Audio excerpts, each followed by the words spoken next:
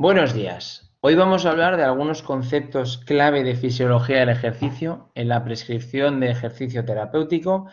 Vamos a hablar de unos conceptos sencillos, los vamos a abordar de una manera simplificada y de una manera muy práctica y lo más pedagógica posible, que son conceptos que todo fisioterapeuta debería tener a la hora de prescribir ejercicio físico. Bien, ¿qué es el ATP? El ATP es la molécula que permite la contracción muscular y se obtiene principalmente a través de los hidratos de carbono y las grasas. Bien, ¿cómo obtenemos el ATP? ¿Cómo lo obtenemos para esa contracción muscular?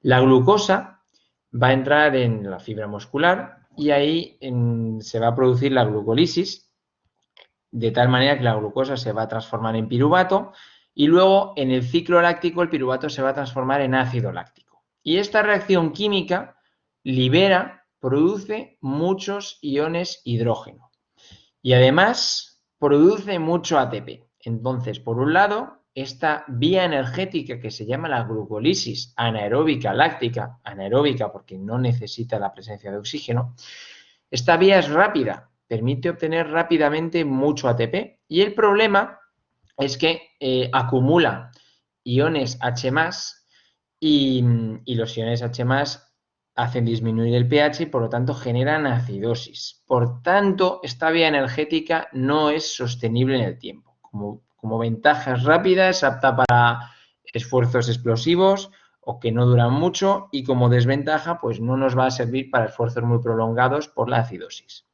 Tenemos otra vía energética que es que el piruvato entra en la mitocondria y en la reacción química, en las reacciones químicas que pertenecen al ciclo de Krebs, se va a liberar una gran cantidad de ATP.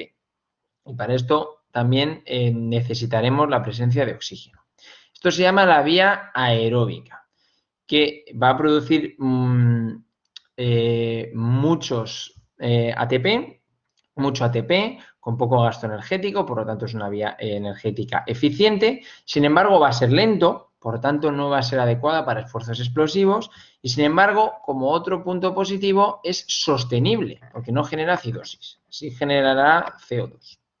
Bien, y luego tenemos como tercera vía energética la vía de los fosfágenos, que consiste en hidrolizar el ATP que está en la fibra muscular para obtener energía. El ATP se va a convertir en ADP en fosfágenos libres, bien, ATP es adenín trifosfato, ADP es adenín difosfato, y en este proceso en el que se libera energía, pues nos va a permitir que tenga lugar la contracción muscular en la que se juntan, se van a aproximar los filamentos de actina y miosina.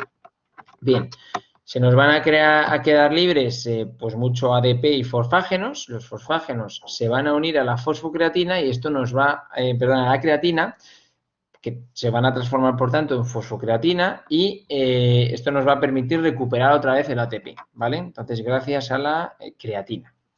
Bien, luego veremos que la creatina se obtiene a partir de aminoácidos. Bien, entonces aquí tenemos un esquema de nuestras tres vías energéticas cuyo objetivo, recordamos, es obtener ATP para la contracción muscular.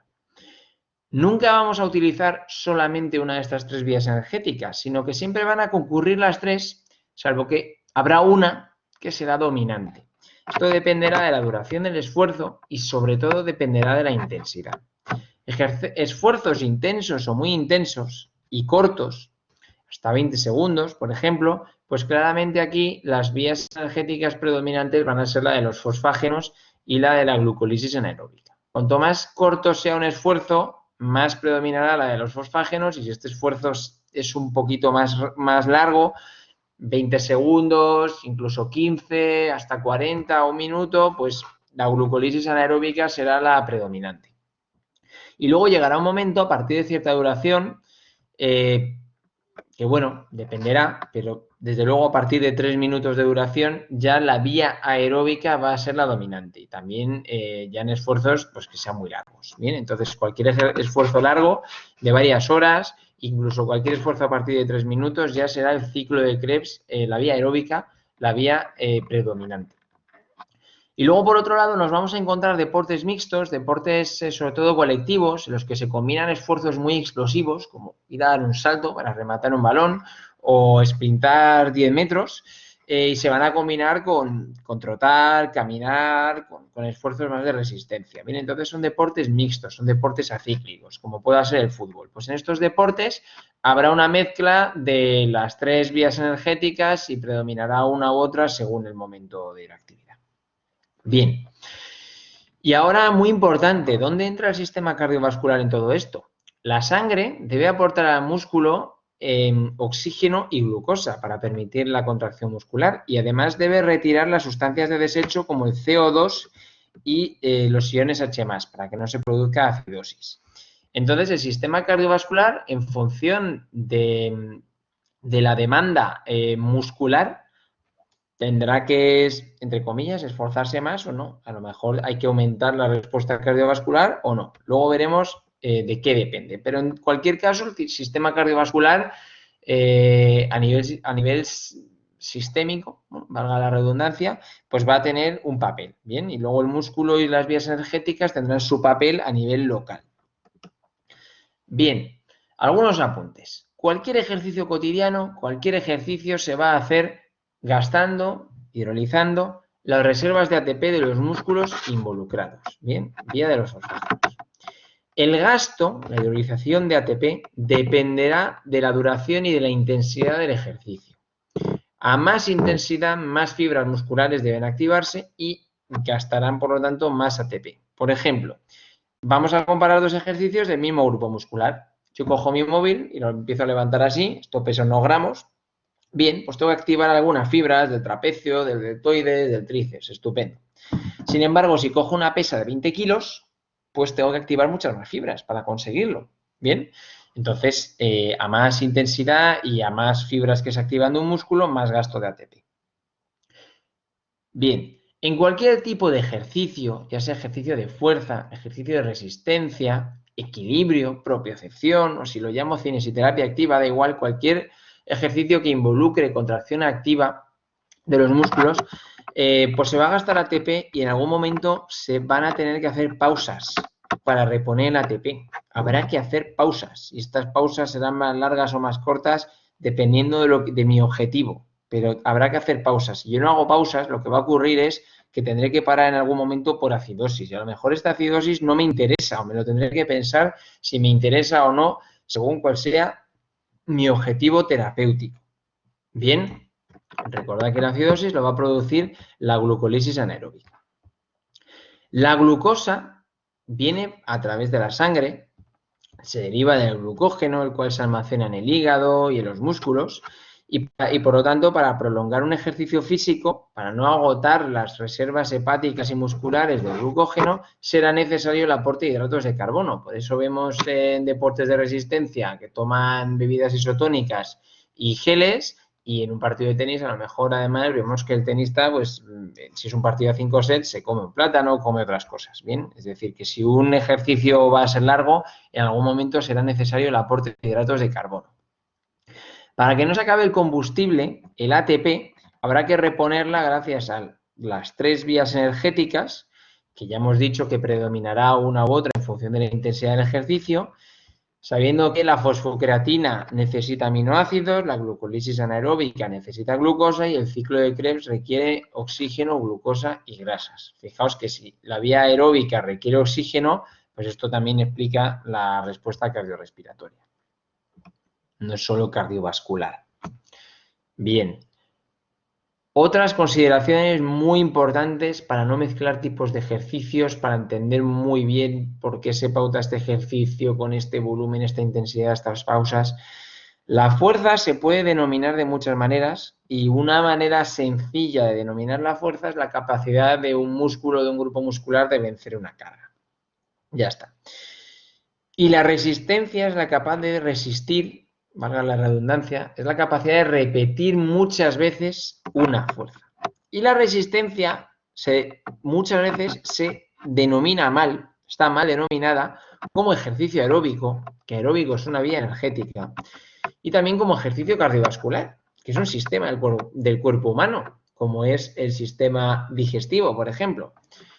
¿Y cuál es la importancia de esta nomenclatura? Pues mirad, correr, creo que todos vamos a estar de acuerdo en que correr es un ejercicio de resistencia.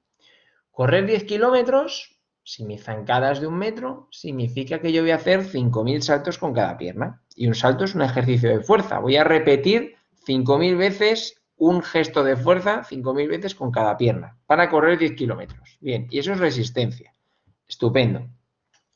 Y eso lo vamos a llamar ejercicio cardiovascular. Todo el mundo va a decir, sí, sí, correr es un ejercicio cardiovascular. Y entonces parece sinónimos. Sin embargo, yo ahora cojo mi móvil, que pesaba 1 gramos, y hago esto muchas veces, 500 veces, que posiblemente no pueda, y me pare la acidosis antes, pero yo esto lo hago un montón de veces, y es un ejercicio de resistencia, es innegable. Pero ¿llamaríais a esto ejercicio cardiovascular? Nadie llamaría a esto ejercicio cardiovascular. ¿Por qué? Si los dos son ejercicios de resistencia. Entonces no son sinónimos, resistencia y cardiovascular. El ejercicio de resistencia, si involucra a grandes masas musculares, aumentará considerablemente la demanda al sistema cardiovascular y en respuesta pues va a aumentar la frecuencia cardíaca, el volumen sistólico, también aumentará la frecuencia respiratoria. Todo esto para que los músculos puedan obtener sangre rica en oxígeno y glucosa y retirar sustancias de desecho como son los hidrogeniones, los iones H+, o el CO2.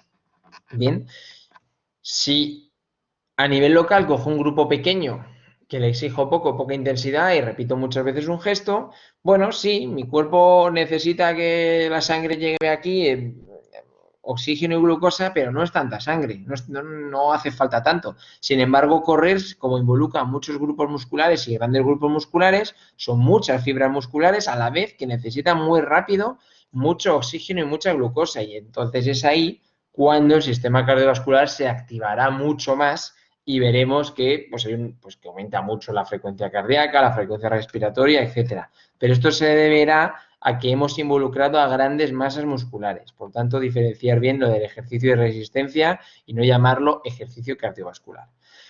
Espero que estas consideraciones os sirvan a la hora de diseñar o entender el ejercicio que prescribimos día a día en nuestros pacientes. Muchas gracias.